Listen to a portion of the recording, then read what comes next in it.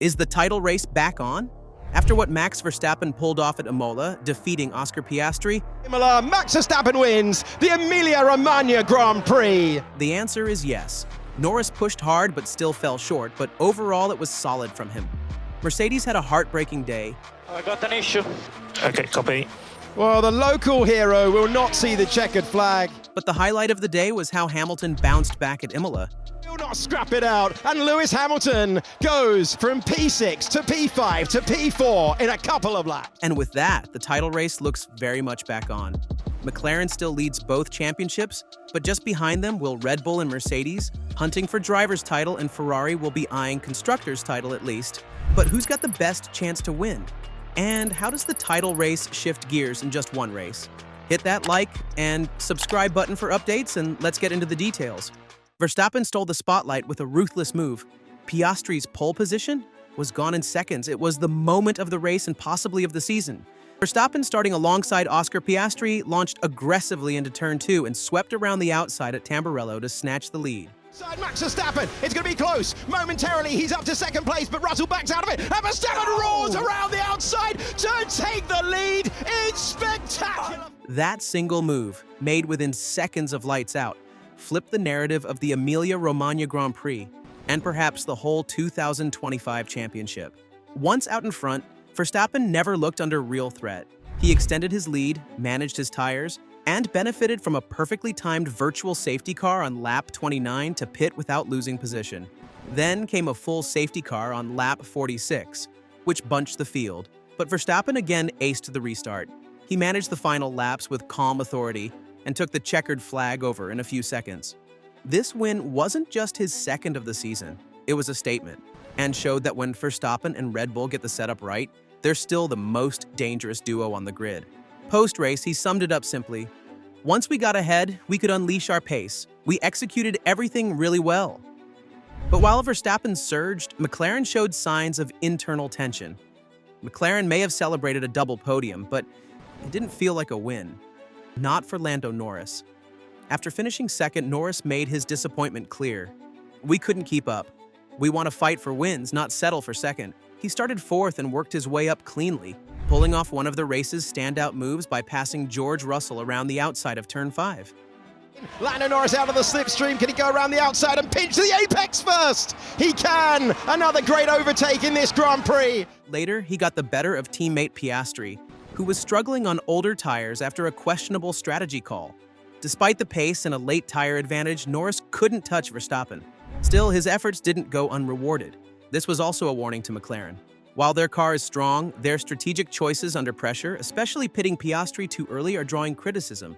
Norris's form is improving, but the question is, can McLaren back him consistently when it counts? For now, Norris is rising.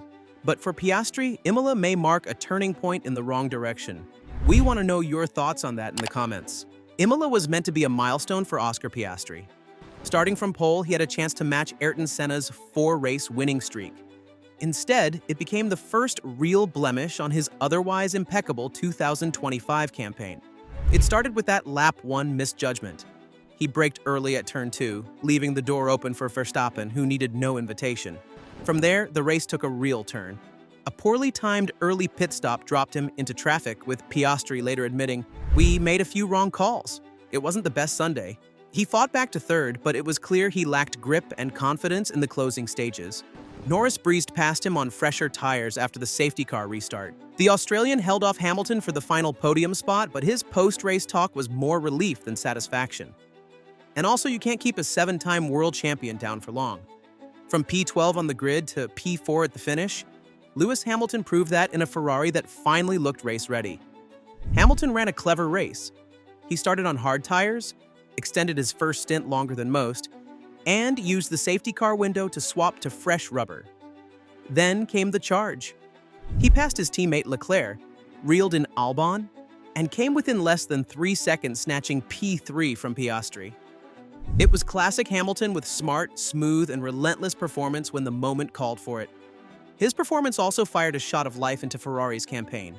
The Scuderia left Imola with both cars in the top 6 and 20 points scored. Hamilton now has 53 points in the Drivers' Championship, and while he's still playing catch-up, the signs are promising.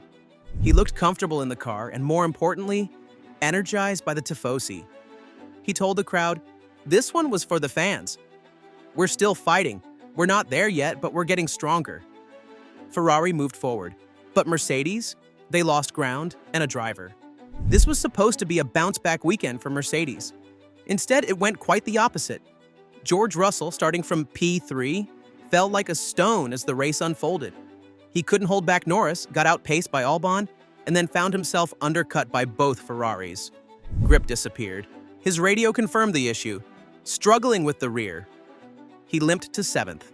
Kimi Antonelli, meanwhile, was quietly impressive at the start. The local hero held his own in the top 10 and looked set for points until his car lost power on lap 46. The DNF was a heartbreak in front of the home crowd and came just as he was gaining momentum in the race. The title fight they hoped to be part of is slipping away fast. Antonelli showed flashes of brilliance. Russell showed inconsistency. Mercedes need more than glimpses, they need results.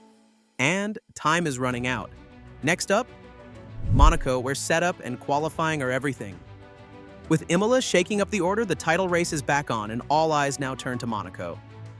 Next up is the Monaco Grand Prix on Sunday, May 25th.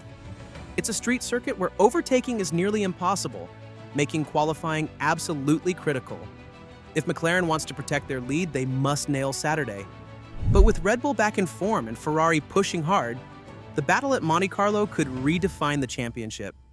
So we just explained how Verstappen's daring win outclassed McLaren's lead. Norris managed to gain ground, but Piastri lost momentum. Hamilton roared back. Antonelli had a heartbreaking race and Russell struggled. And with that, championship standings are tightening. One race just turned the whole 2025 season script around. What do you think? Can Piastri bounce back on F1's most unforgiving track? Or will Verstappen turn the screw even more in Monte Carlo's twisty streets? Let us know in the comments. Hit the like and subscribe button for updates. See you in the next video.